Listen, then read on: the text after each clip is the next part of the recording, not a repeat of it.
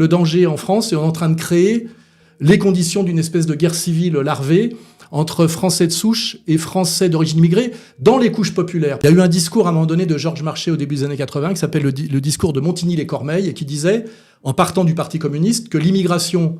incontrôlée était dangereuse pour les travailleurs et qu'il fallait mettre un terme à cette immigration parce qu'elle faisait baisser le niveau de défense des travailleurs par rapport à la violence patronale, et aussi parce qu'elle engageait, elle générait, c'est l'autre stratégie, des luttes horizontales. C'est-à-dire qu'à un moment donné, au lieu qu'il y ait une solidarité du monde du travail par rapport à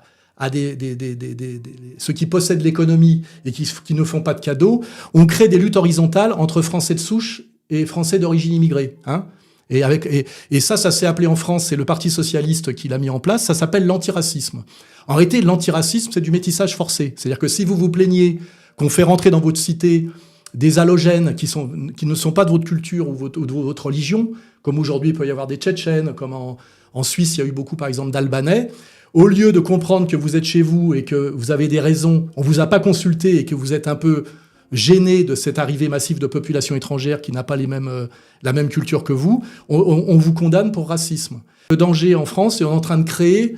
les conditions d'une espèce de guerre civile larvée entre Français de souche et Français d'origine immigrée dans les couches populaires. Eux se sont pris dans la gueule à partir des années 2000, le chômage de masse, la délinquance, et ils ont été en colère. Et toute l'astuce des dominants politiques, par la gauche, c'est-à-dire l'antiracisme, et par la droite, c'est-à-dire la puissance de l'argent, a été de montrer du doigt, de diaboliser et de persécuter d'une certaine manière ce peuple français du travail qui a été lâché dans son pays par ses propres dirigeants. Et je dis, c'est pas aux immigrés qu'il faut s'en prendre, c'est à ceux qui organisent l'immigration, parce que dans cette histoire, il y a deux victimes.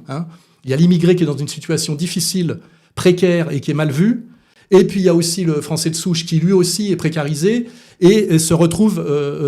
poussé quelque part dans une confrontation, ce que j'appelle la lutte horizontale, et tout ça est l'intérêt du pouvoir.